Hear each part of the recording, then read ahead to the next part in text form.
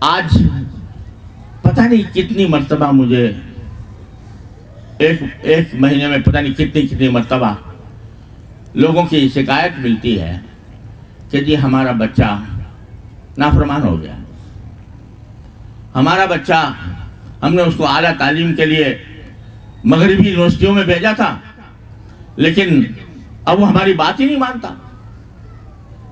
تو اکبر الہ آبادی نے تو مرحوم نے اس زمانے میں کہہ دیا تھا کہ ہم ایسی سب کتابیں قابل ضبطی سمجھتے ہیں، ہم ایسی سب کتابیں قابل ضبطی سمجھتے ہیں کہ جن کو پڑھ کے بیٹے باپ کو خبطی سمجھتے ہیں۔ تو آج یہ منظر ہمیں نظر آ رہا ہے، اس پر بڑا فخر کیا جاتا ہے میرا بیٹا اعلیٰ تعلیم کے لیے فلاں جگہ بھیج دیا گیا ہے، اور وہ تنہا وہاں پر رہ کر وہاں کے معاشرے سے متاثر ہو کر وہ مغربی رنگ میں رنگ جاتا ہے۔ اس کو خدا کا پتہ نہیں، اس کو رسول کا پتہ نہیں، وہ نماز کی ٹکر میں مارنے کو تیار نہیں، اور والدین بعد میں آ کے روتے ہیں کہ جی ہم نے بھیجا تھا لیکن ہاتھ سے نکل گیا بچہ۔ تو کیوں ہوا ایسا؟ اس لیے کہ آپ کی ذمہ داری تھی کہ اپنے بچوں کی صحیح تعلیم و تربیت کریں۔ ماں کی آغوش سب سے پہلا مدرسہ ہوتا ہے کہ جی بچے کے لیے۔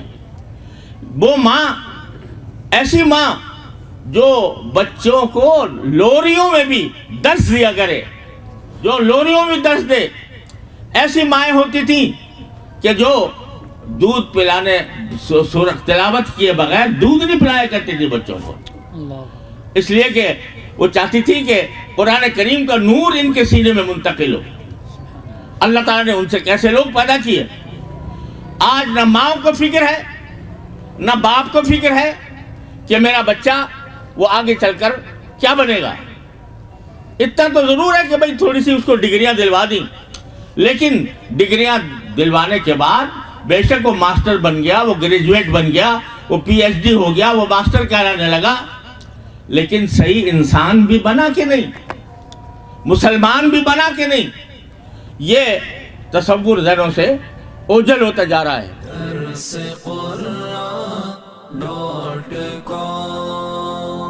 www.darsequran.com